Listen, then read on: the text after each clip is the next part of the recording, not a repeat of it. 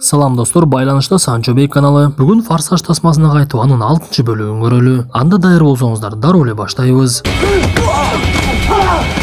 Давай ты! Нет, ты! Тасманын башында Брайан менен Торетто алайкунун жолуна окшогон өтө катаал жолдордо унааларын ылдамайда эле жарышып келе жатканын көрөбүз. Бир кезде эле алар тоолордун арасындагы ооруканага жетип калышты. Көрсө Брайандын аялы Тореttонун карындашы Мия төрөгөн экен. Анда Торетто Брайанга кайрылып, "Сен эми ата болдуң, мурдагы жашооңду токтотушуң керек" дегендей кылып коет. Биз мындан соң Россиянын борбор шаары болгон Москваны көрөбүз. Ал жерде тынчы Хопс өзүнүн жаңы жардамчысы Райли менен жүргөн эле. Көрсө белгилүү кылмышкер Оуэн Шоу өзүнүн адамдары менен спутник аркылуу байланыша турган өтө бир керектүү буюмду уурдап кетип калышыптыр. Анда Хопс кылмышкердин Лондондо жүргөндүгү жөнүндө маалымат алып, ага жалгыз тиши өтпөсүн түшүнөт да каарманыбыз Тореttону издеп жөнөйт. Кызыгы Тореttонун сунушуна такыр макул болгон жок. Бирок Хопс бул нерсеге дагы даяр болуп калган эле. Анда Тореttого бир сүрөттү көрсөтсө, ал сүрөттө Леттинин сүрөтү бар экен. Биз буга чейинки бөлүгүндө билгендей Летти өлүп калган эле. Бирок кызыгы бул сүрөт бир жума мурда тартылыптыр. Анда Торетто өзүнүн достору болгон адамдарды чогултуп, алардын баардыгы макул болуп эле Лондондо кайрадан чогулуп калышты. Детским шампунем запахло. Пасть закрой, а то запахнет хорошей взбучкой. Хопс Райли менен келип каармандарыбызга маселенин токот эржерин түшүндүрө баштады. Биз кармай турган адамдын аты Оуэн Шоу. Ал мурдагы жашоосунда аскер болуп жүргөн, азыр болсо Британиянын өтө бир күчтүү кылмышкери. Ал азыр бир өтө күчтүү курал чогултуп жатыптыр. Ал курал бүтүндөй өлкөнүн армиясынын куралдарынын баардыгын бир күнгө өчүрүп койгонго кудурети бар экен. Ошондуктан ал максатына жетип куралды чогулта турган болсо чоң маселе башталат. Ошондуктан силер мага Шоуну кармап берсеңер, анын колунда иштеп жүргөн эски таанышыңар Леттини да табасыңар деп анын сүрөтүн көрсөттү. Леттинин сүрөтүн көргөн каармандарыбыз таң калып калышты окшойт. Анда Брайан сөз баштап, "Эгер биз сага Шоуну кармап берсек, демек сен дагы биздин кылмыш иштерибизди жокко чыгарып, мамлекеттеги издөөдөн чыгарышың керек. Биздин шартыбыз ушул" десе, Хопс айласы жоктон эле макул болду. Бирок каармандарыбыз Оуэн Шоу жөнөкөй адам эмес экенин биринчи жолукканда эле түшүнүп калышты. Анткени алар атайын даярдалган кичинекей унааларды жасап алып, тартип сактоочулардын баардыгын аңтар теңтер кылып эле жок кылып, Торетто унаасы менен Шоунун артынан такыр эле жетпей койду. Брайан, Тэдж, Роман үчөө экинчи кылмышкерлердин артынан кубалап жүрүп, аларга дагы жетпей эле унаалары талкаланып эле арбалени сүзүшүп, Брайан башкарып бара жаткан унаа аңтарылып дагы кетти. Торетто бараткан жолго башка унаа келип эле аны жок кылганга аракет кыла баштайт. Анда Торетто ал унаанын башкарылып бара жатканын көрүп эле Летти экенин дароо таанып калды. Ал Шоуну таштап коюп эле Леттинин унаасынын артынан кубалап, Шоуну болсо Хопс өзү кубалап жөнөдү. Ал Шоунун унаасынын үстүнө секирип, бирок көпкө барбай эле анын үстүнөн түшүп кетти. Бир кезде Торетто Леттиге жетип, анын унаасын сүзүп токтотуп, түшүп эле Леттиге барайын десе, ал тапанчасын алат дагы Тореttону далын атып эле качып кетип калат. Демек анын мурдагы жашоосу такыр эсинен чыгып калган окшойт. Ошентип бул жолу каармандарыбыз жөнөкөй адамдарга туш болбогондугун айтышып, Роман ызы чууга түшүп эле эсибиз барда этегибизди жыйып эле кетип калалы. Алар бизди өлтүрүп коеюн дешти го десе, Тэдж ага карап, "Болду шем, кечке эле кайгыра бересиңби" деп эле оозун басып койду. Биз мындан соң Оуэн Шоу адамдарын чогултуп каармандарыбыз тууралуу маалымат алып жаткандарын көрөбүз. Анда Тореttонун сүрөтүн көрүп жатып, ал жерден Леттинин сүрөтүн көрүп калып, "Сен буларды тааныйсыңбы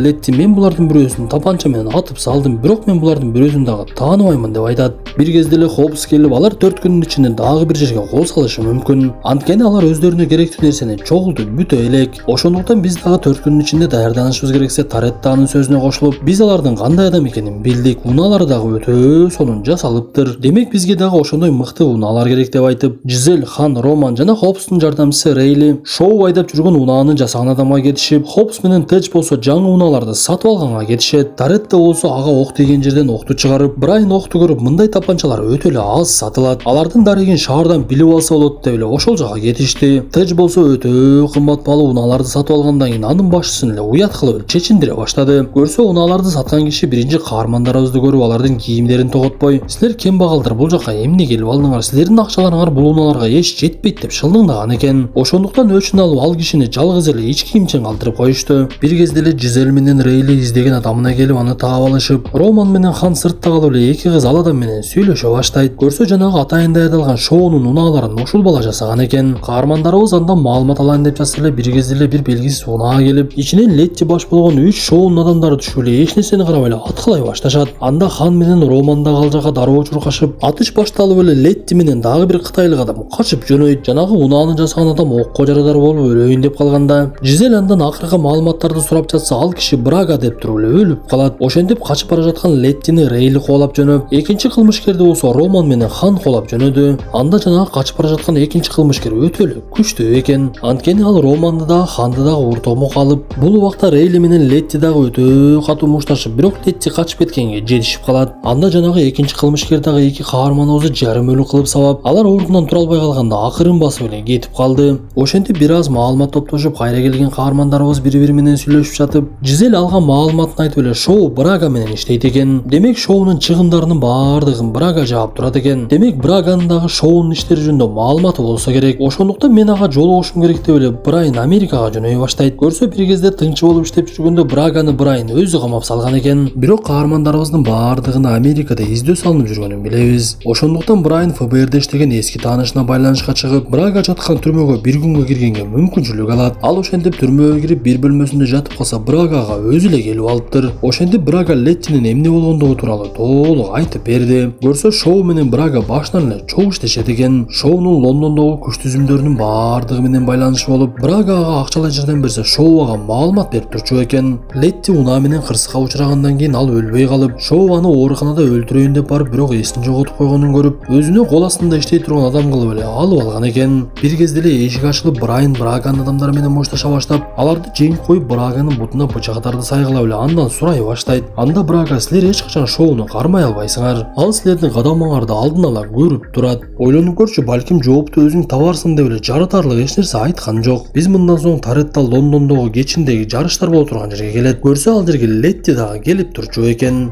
Анда Торетто дароо эле Летти менен жарышка чыгып, экөө шаарды айланып жарышып, тартип сактоочулардан качып эле маарага жетер эле Торетто бул жарышты жеңип алды. Ошентип экөө жарыш бүткөндөн кийин бир чекеге чыгып эле сүйлөшүп калышат. Анда Торетто сөз баштап: "Мен сени тааныймын, экөөбүз жаш кезибизден чогуу чоңойгонбуз. Ишенбесең сен жөнүндө окуяларды айтып берейин" деп эле анын денесиндеги кесилген жерлердин тарыктарын айтып бере баштайт. Бирок бул сөздөр Леттини бир аз ойлондурганы менен ал көп деле ишенбей кетип калды. Мындан соң ал жерден кайдан жайдан эле Оуэн Шоу пайда болуп: "Доминик Торетто, сен тасманын мурдагы бөлүгүндө 100 миллион доллар уурдап кеткен экенсиң. Ошону алып алып эле эс алып жүрө берсең болбойбу? Эмнеге эле келип алып менин ишиме тоскоолдук кылып жатасың? Эгер кетип калбасаң, мен сенин үй бүлөгүңдүн баардыгын жок кылам" деп коркутат. Анда Торетто: "Мен Летти жок эч качан эч жакка кетпеймин. Анан мени көп эле коркута бербе. Мен сага окшогондун көбүн көргөнмүн" деп экөө тең ал жерде бири-бирине алыстан турган таамай атуучу адамдарын көрсөтүшүп, Шоу дагы Тороттонун жөнөкөй адам эмес экенин түшүнүп эле кетип калды. Ошентип Хопс Райли менен бир күн эле изилдеп жатышып, Шоу Испаниядагы НАТОнун аскердик бөлүгүнө козголо тургандыгын түшүнө башташат. Көрсө ал жерде Шоу уурдап кеткен курал-жарактарга тиешелүү чип бар экен эле. Анда Хопс маселени алдын алалы деп ал чипти аскердик бөлүктөн алып чыгып кетип, ал жерге адамдарын алып келип эле Шоуну күтүп калышат.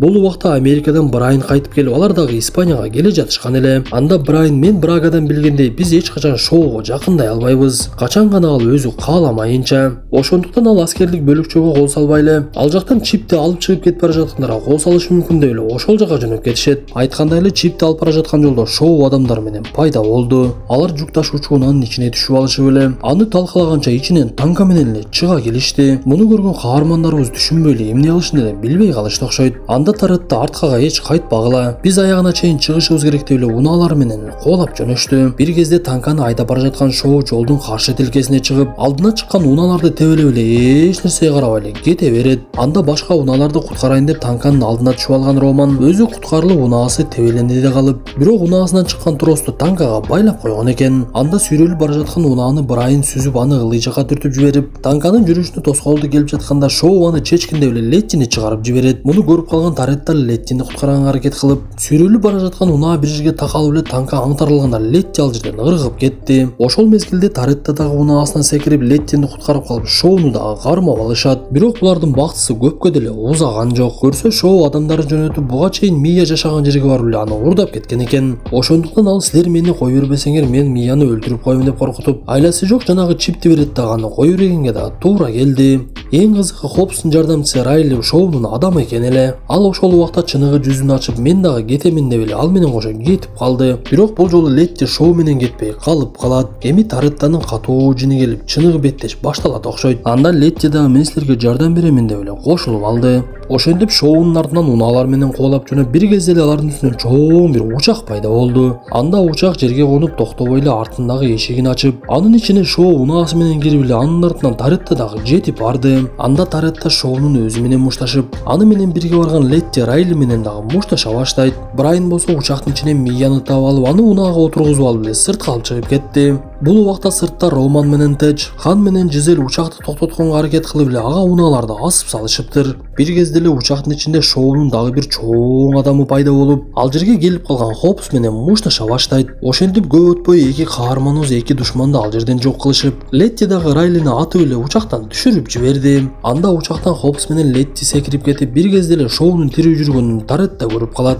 Ал жанага куралга керек болгон чипти дагы ала кетейин деп Шоуга барып, аны менен мушташып жатып эле Шоу дагы унаадан ырыгып эле учактан сыртка чыгып кетти. Бул убакта учактын айдоочулары дагы башкарууну жоготуп эле ал жерге түшүп, жарылып эле күйө баштады. Анда күйүп жаткан учактын ичинде бир унаага олтуруп алган Торетто, мен өлүп калсам Форсаждын кийинки бөлүктөрү чыкпай калбасын деп эле ал жерден тирүү чыгат. Бирок биз бул учурда Хандын аябай капалуу турганын көрөбүз. Көрсө ал жакшы көргөн Жизель Ханды куткарам деп эле өлүп калган экен. Ошентип каармандарыбыз максатына жетип тасма аягына чыгып, Хан ушул окуялардан кийин Токиого кеткен экен. Көрсө Форсаждын 3-бөлүгүндөгү окуялар дал ушул 6-бөлүктөн кийин болгон окуялар экен. Анан да тасманын аягында Ханды бирөө сүзүп кетип, аны жардырып өлтүрүп салып, сен мени тааныбайсың, бирок экөөбүз жакында жолугабыз деп эле тасма аягына чыгып калды. Достор, тасма жакса адатта эмне кылышты билесиздер да. Анда кийинки тасмада жолугушканча ден соолугуңуздарды жакшы карап, сабырды бекем кармап туруңуздар.